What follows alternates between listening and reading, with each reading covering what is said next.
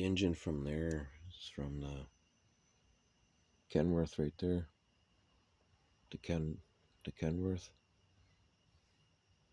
And then the frame is from that Kenworth. The race truck. You know, the body is from the thing there. The auto car, like this auto car. But there was a, what do you call it? Kit bash I did a while back. So and that one there is a kit bash I'm doing with that hard hat haulers, forks,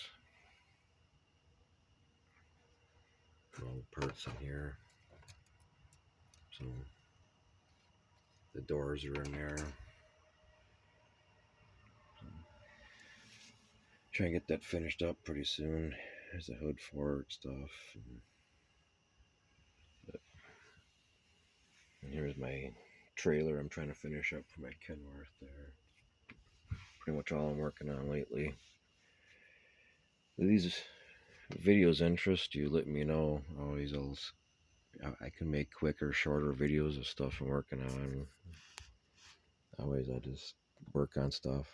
Let me know if you want me to make shorter, quicker videos. All right, peace out.